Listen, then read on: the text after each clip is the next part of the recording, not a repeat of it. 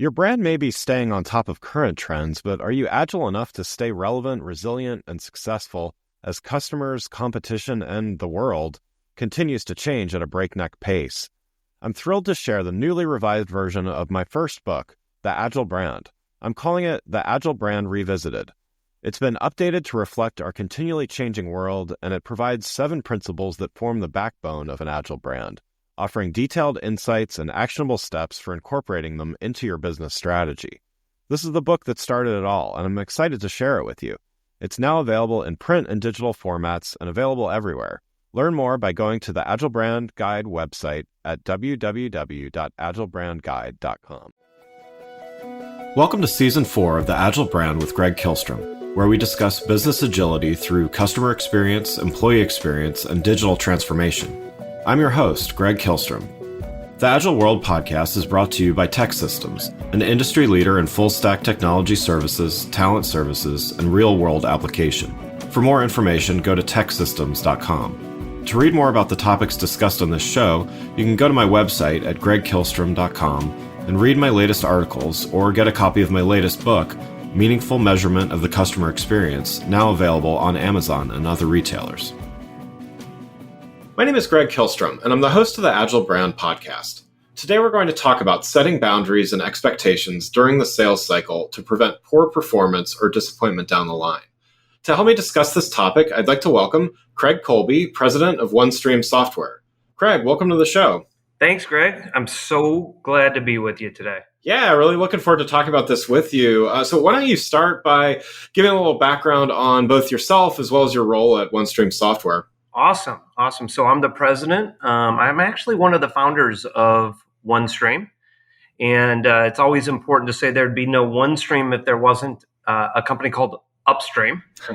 So I was a founder and I ran that company for a while. It was actually acquired by a legacy vendor back in 2005. But we learned a lot from that company. And, OneStream is really dedicated to solving the problem for financial consolidation, reporting, planning for some of the largest, most sophisticated organizations in the world. And I run all things that are both go-to-market and customer success driven. So sales, marketing, alliances, but also services areas of OneStream to ensure the success of the client. Great. Well, so we're here to talk about managing customer expectations during the sales process so it optimizes outcomes for everyone involved. Can you first maybe describe this challenge and what are some of the potential outcomes are when the customer is promised something unrealistic during the sales process? Well, one of the reasons that I sort of own it all, Greg, at OneStream is to have that sort of single voice. And my experience tells me that setting expectations improperly is a recipe for disaster. And it can solve so many, it can bring so many more problems than it solves. Yeah. It's just, you're asking for pain. You're asking for a conversation with the executive sponsor. And that's something you never want to have. Right? You never want to have that conversation with the customer where things have gone off the rails. And typically, the number one reason that I see where things go off the rails is when someone has an expectation that was unrealistic on the project. It was not set correctly on the upfront. And what that means is you're going to have bumps and you're going to have an unhappy customer. Ultimately, you know this, Greg, customers talk, right? People talk and they move from, they might be at one of your customers, they might be going to one of your prospects. So to me, it's a recipe for not having long-term success. And, I like to break it up into short-term and long-term. And if you're not playing the long game, you're in trouble. You're going to have a lot of bumps and ultimately it's going to come back and haunt you. That's what we all want to avoid, right? Yeah, absolutely. Yeah, and I've certainly lived through this. I think sometimes it's not always something nefarious. Even sometimes it's just not jumping in, and the salesperson saying no, that's not correct. So it's sort of omission sometimes, or it's not even necessarily an intentional thing, but this seems like a pretty obvious thing to avoid overall. But why do companies continue to do this and allow it, and maybe even not train for it? Yeah. So you said something really important right there, Greg, and that's train for it. It starts with the culture. So you have to train for it, right? And if you're not starting there, if the very first thing that the people who represent your company, your sales team, your account managers, your customer success team, if the very first thing they hear isn't that, hey, your goal is to set expectations properly, um, you have a problem right there, right? It has to be part of the culture. It can't be an afterthought. It has to be from day one. Hey, this is how we're going to represent our organization. When we bring in new people to that organization, Greg, we always say they have to take a shower from their previous vendor. Yeah. We call it, whatever the legacy vendor, insert legacy vendor name here. You need to take your legacy vendor shower before you come to training. Yeah. And forget all the things that you heard before, because many of these organizations, they have the marketing name. So the representatives kind of will do anything for the sale because the business is going to survive, right? Right. Because they're already so large, they're already at such a large scale that they don't always play that long game. They're in it for the short game, for the quick hit, and that account might be taken away from them next year. Right. So it starts from a basis of trust and getting everyone to buy in that it's in your best interest as a rep to set expectations properly so that you can be more successful with your next prospect, and the other rep, sitting right next to you, they can be more successful as well, and they can build off your success and you can build off their success. With the customer. And it really starts from day one. It starts with the training. It starts with the culture. It is a top down type of mentality that has to be driven into the customer success and the account management team. Yeah. And I want to dive a little bit more into the culture aspect in a minute, but first I want to kind of flip it and talk about from the customer standpoint. And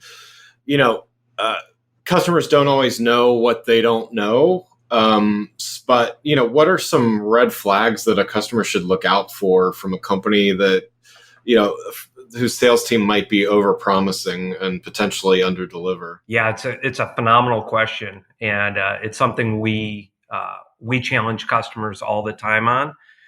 And really, it comes down to every company, Greg, this, every company can give you 3 references. Right, exactly. There's always at least 3 people that will say something nice about anyone, I think. I don't know if they took them golfing or they had a nice dinner or, I don't know what it is. Every company has 3. It's like the magic number. They've got their go-to 3 people that'll talk fondly at that company. This is what we recommend. Ask for 5. Throw those out and ask for 5 more. Interesting.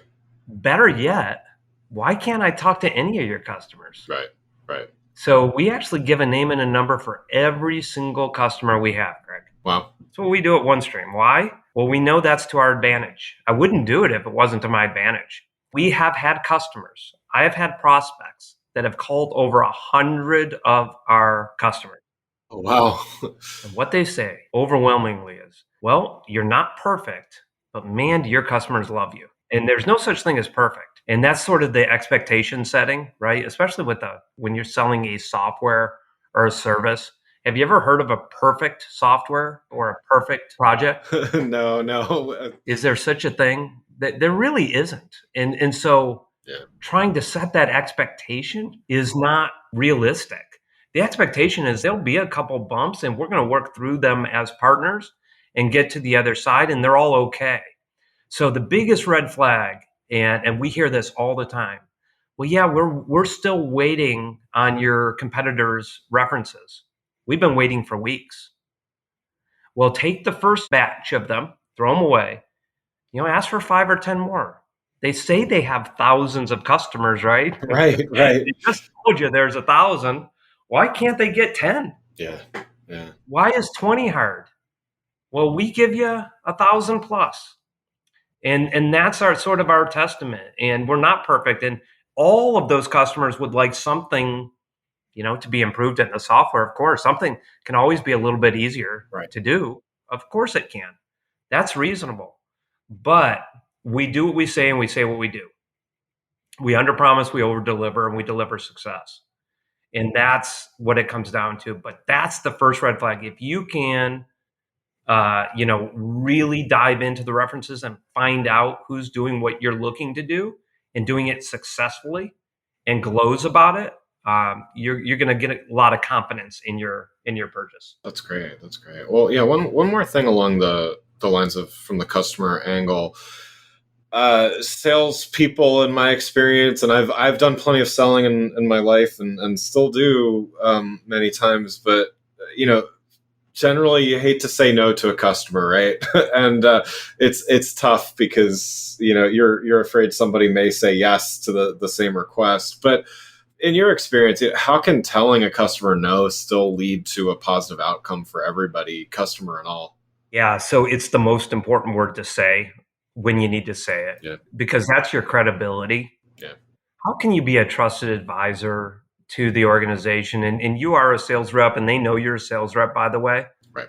right? Right. They know your job is to sell the business, but I promise you, your job is so much easier if they can switch their mentality to the fact that you're a trusted advisor and you're there in their best interest. And very often, and I say this all the time to my teams, very often, surprisingly enough, Greg, customers don't really know what they want. They think they know, but they don't, Yeah. Yeah. because they haven't done it yet. They don't really know what they're asking for. And so you have to educate. You have to be a teacher as much as anything. You have to be an educator on, hey, I hear you. No, and why? Why is it no? And by the way, I hear, what business outcome are you really looking for? And is there another way or a better way to solve for that? Typically there is, and typically your solution will probably do it, but you're afraid to say no to the way they want. They're telling you they want to do it because they're the customer. But to me, no is really the first level of credibility that you can gain. And we've had that feedback from customers over the years. Hey, you were the only ones that said no. You were the only ones that pushed back and challenged us on this and made us think about it in a different way. And it's an opportunity for you to gain credibility with that customer. It's a powerful word, but it needs to be backed up by why, no, and why, not just no, and what can we be thinking about differently.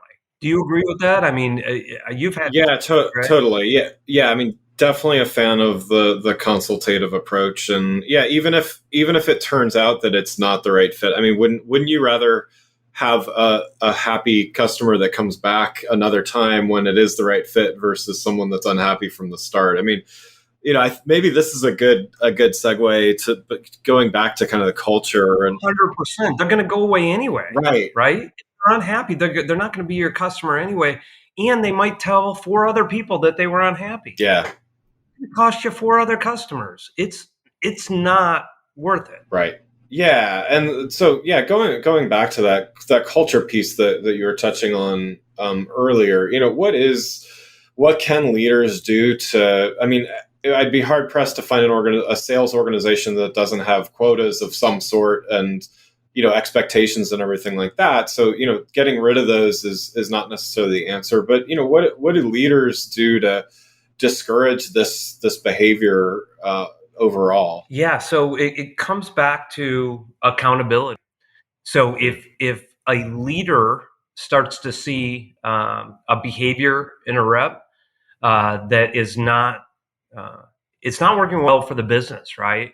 So if a rep, I'll call it rogue, if they're rogue and Yeah.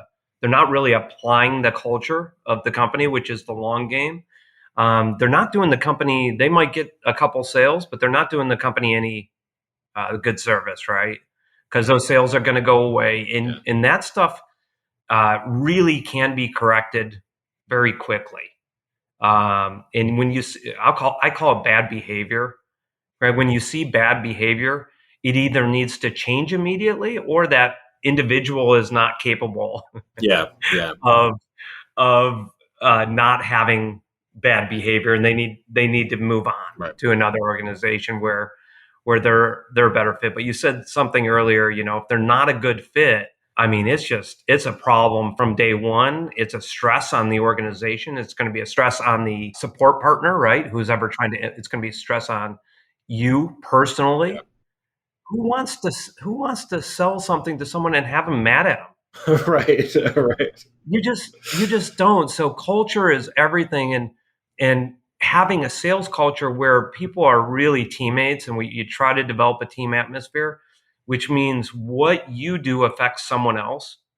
The way you have conducted yourself has an effect on your counterpart out there. If you sell a really good piece of business, you've set expectations perfectly, and you deliver a success at one of the largest companies in the world, and they scream to the rooftops about it, guess what? That has a positive effect on the guy next to you. And if they do the same thing, again, for you, that has a positive effect on you. So it's about playing for the team. It's about acting as a team, as a sales team, Yeah. which means that you're all working towards a common goal, which is that customer success, setting expectations properly, under promise, over deliver, and set the customer up for a positive experience with your organization. That's what you can do, but it does start with the top. It starts with the leadership. Is the leadership sales at all costs? Yeah. Hey, Greg, do you have to make the quarter? What happens if you don't? You know what? It's such a tough message, but we'll all live. We'll all live, but we won't live if we make our quarter and we just sold 3 bad customers Right. that we shouldn't have sold. Then we won't live. We won't see another day. It'll come back and haunt us a year, 2, Right. 3 years down the road. Yeah. It'll come back and get you. Yeah. Well, then along those lines, then are there tricks? Then there's quotas and there's sales figures, but whatever time increment you measure them by. But are there other metrics that can be used, like customer lifetime or satisfaction or things like that, that can be part of the sales team's measurements of success? In other words, instead of just making sales, since again, there tends to be some conflict of interest there, right? There absolutely are. So, one of the measures we use is how quick to referenceability was your customer. Nice. How quick to referenceability are they, and what did it take to get them there? There are some customers say, "Hey, we can't be on your list, Craig, until we're live," and that's fair, right? That's a fair ask. Yeah. Well, if you're a rep and the customer went live, they're a live customer, they're checkbox, they automatically go on the list. If they, for some reason, ask not to be on that list, that's a red flag, right? So that's one of the ones that we use, is that time to referenceability, that time to, based on what they said in the contract, they'll go on your list at live. If they don't, that's a problem. Then there's work to be done there. We've either made a bad sale or we had some bumps, and that's okay, and we just needed to get through them. Yeah. Most of the stuff are things you can get through. You have to be accountable towards that customer success. So we actually go through that in what we call our QBRs, where we're doing our quarterly business rules. They come up with their customers and they say, these are all my customers, and here's their status. So that is a standard part of the QBR, is the customer status. Yeah. And they better be referenceable. And if they're not, if I'm in the QBR, there's a conversation that's going to be had of why, what happened. And, they need to be held accountable to that. Yeah.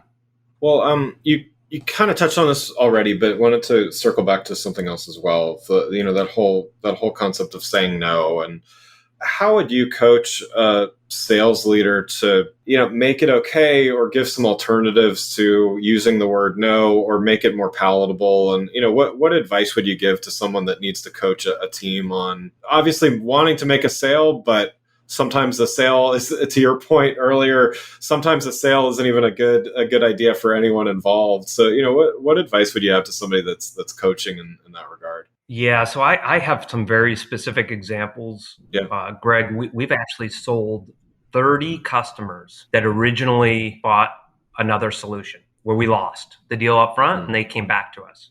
So that's how I actually coach them. I say, listen, they're your customer. If you presented it properly, if we really have the right solution for them, they're your customer. They might not be your customer this year, but maybe next year. Right, right. because they're not going to be successful with their current project. They're not. We know it. We know what they're asking for. What they've deemed to be a requirement is not going to be achievable in the way they think it will be. And so they're going to be dissatisfied. In building that credibility of saying no, explaining why, and very softly saying, listen, we're going to keep in touch. Like, we aren't going to do that, but we're going to keep in touch because we think you're going to learn that this is going to, you actually might suffer more than you benefit.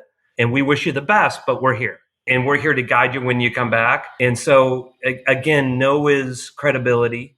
No is your trusted advisor status. And very often, no is the reason they will come back to you and say, you guys were the only ones that said no. You explained why, and you were right. We should have been thinking differently about this. And that's all you can do. Yeah.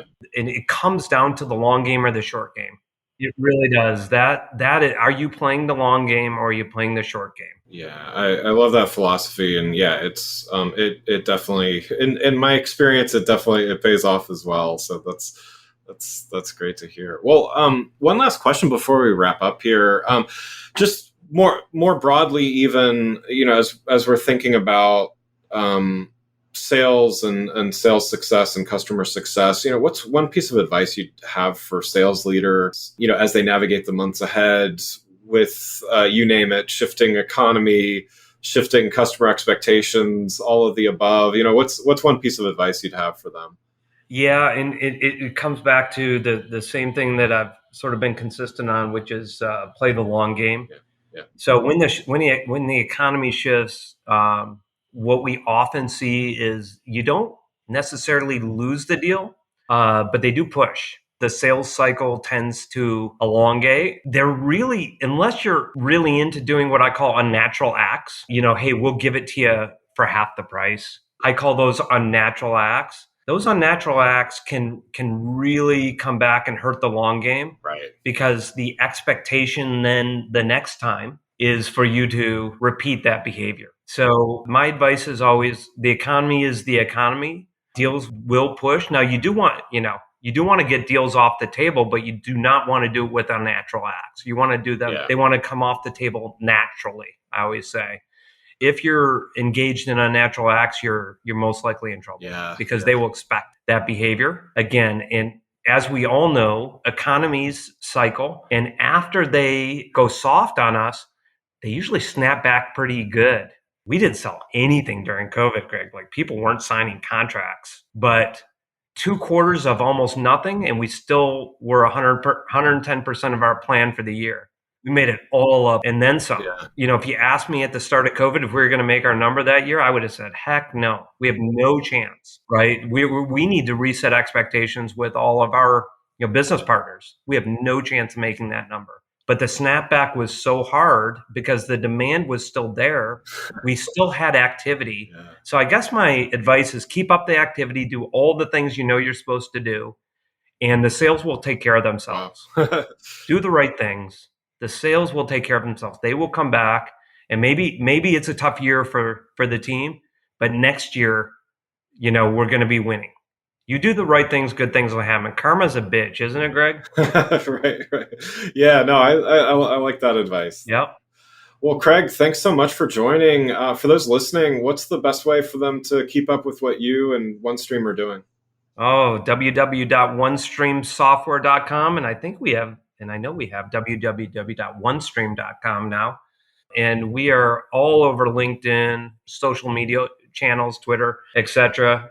But that's the best way to keep informed is to follow us on LinkedIn or hit our website. And, OneStream is growing like crazy. We are a true disruptor.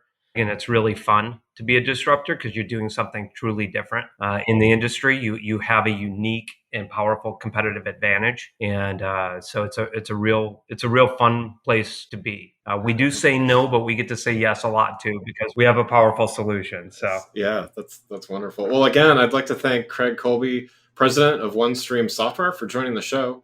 Thanks for listening to the Agile Brand with Craig Colby. Talk with you next week. Thanks again for listening to the Agile Brand with Craig Colby podcast, brought to you by TEKsystems. If you enjoyed the show, please take a minute to subscribe on your podcast channel of choice and leave us a rating so that others can find the show more easily. You can access more episodes of the show at www.theagilebrand.show. To get a copy of my latest book, Meaningful Measurement of the Customer Experience, visit my website at gregkillstrom.com. Until next week, stay agile.